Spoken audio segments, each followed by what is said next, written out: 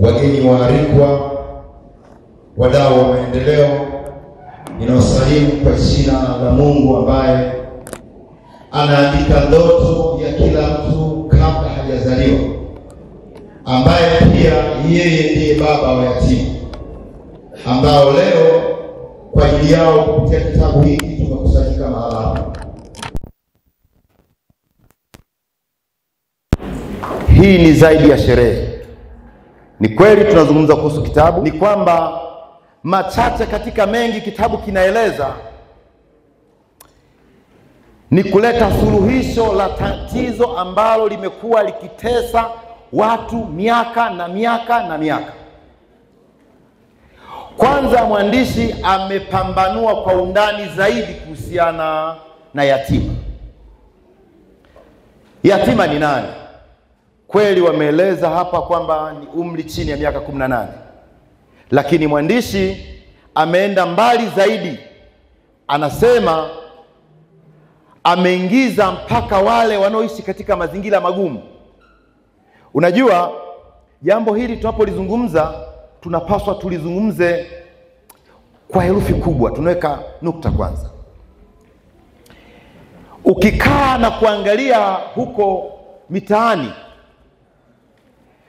watu ambao wanasababisha umaskini kwa jamii ni kundi hili la yatima na watu wanaoishi katika mazingira magumu. Hao ndio tunakuta kuna waizi, tunakuta kuna vibaka.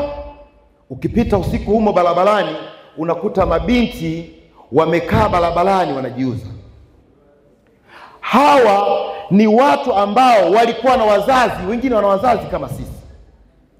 Ukifuatilia kwa kina unakuja kuona kwamba katika research niliyoipata kuifanya, sijapata kuona mtu mwenye degree kuanzia 1 na kuendelea amepigwa na mawe kwa kuiba hadi amekufa. Ni kwamba mtu akishaelimika anakuwa na uwezo wa kuweza kupambanua, kuchanganua changamoto na kukabiliana nazo. Lakini kwa kuwa wanakuwa wamekosa namna ya kuweza kusaidika wakiwa bado wadogo, wanakata tamaa. Wakisha kata tamaa, hao ndio wanakuja kumwibia mtoto wako, anakuwa masikini na yeye anashindwa kulea watoto, badala yake na wenyewe wanaingia kwenye kundi la mazingira magumu. Mwisho wa siku wanakuwa na maisha magumu na wanaingia kwenye kundi lile lile tunalolikataa. Hawa watoto leo ambao tunaona barabarani wanajiuza, sio ukifika kipindi tuanze kuwacheka, wanahitaji msaada. Kabla tujafika kule tuangalia hawa wadogo wataishia wapi. Kitabu kinatoa tiba.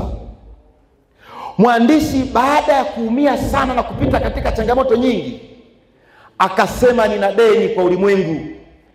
Lazima niandike, niwe hai, niwe nimekufa, maneno yangu asimame aseme ninawe nikiwa niko hai. Kitabu kinazungumza na kinatoa suluhisho. Watoto hawa tunaweza tukabeza. Leo wewe unasema yule ni kahaba. Mtoto wa jirani yako atakwenda kuchukua kule, ananasa ukimwi.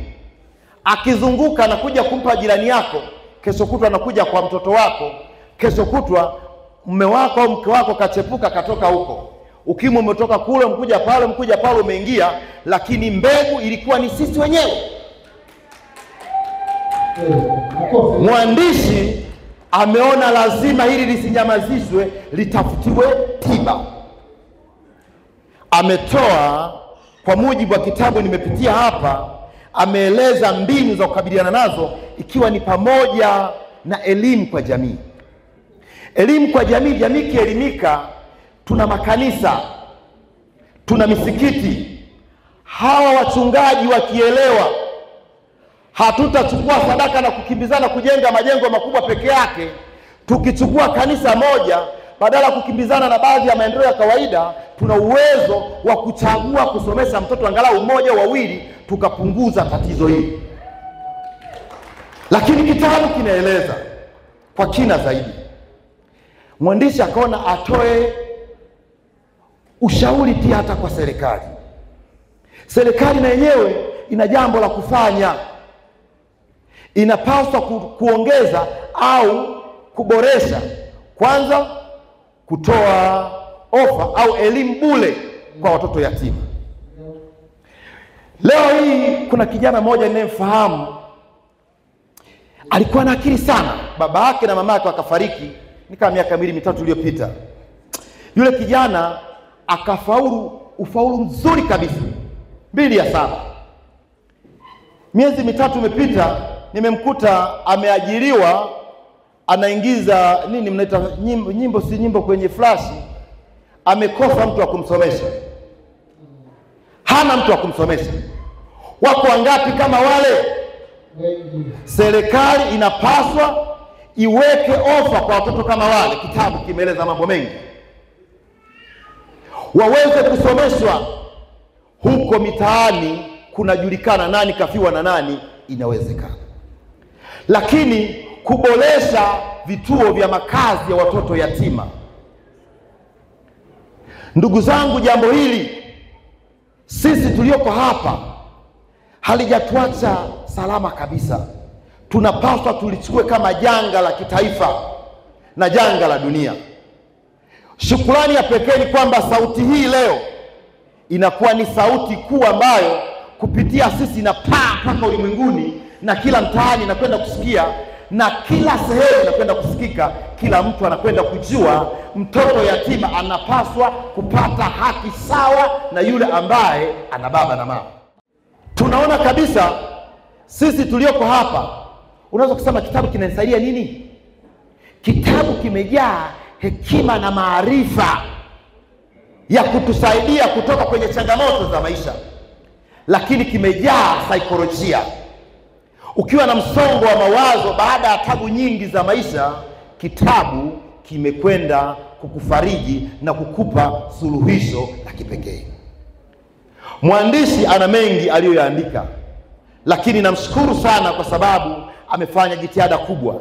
Mpaka sasa tunazungumza, kipo kwenye soko la mitandaoni, online market. Kinapatikana huko, kinapatikana Amazon, kinapatikana eBay, kinapatikana Everland, kinapatikana US market, kinapatikana Balmes. Kwa hiyo hata walioko huko mbali duniani kitabu kimewafikia.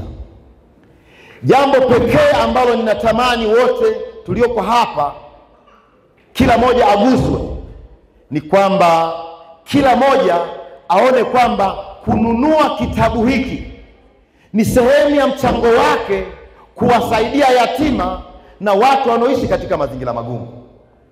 Kwa kufanya hivyo, tunakuwa tumemsapoti yeye na tumepunguza sehemu ya tatizo ambao hapa kuwepo kwetu ndio sababu ya sisi kuwepo hapa. Sitaki niongee mengi sana, mambo mengi sana yapo kwenye kitabu. Mimi naitwa Dr. Heli Sanga, mwana falsafa. Ni mkurugenzi mkuu wa kampuni Alama International Company inayojihusisha na biashara ya ununuzi na uuzaji wa mawazo ulimwenguni. Yule ambaye anahitaji mawazo anakuja ananunua, mwenye nayo anakuja anauza. Mimi ndio mkurugenzi wa kampuni hiyo. Mungu awabariki sana. Asante. Asante sana mwana falsafa. Naomba tuongeze makofi tena mengine mengi sana. Hao ndio wana falsafa.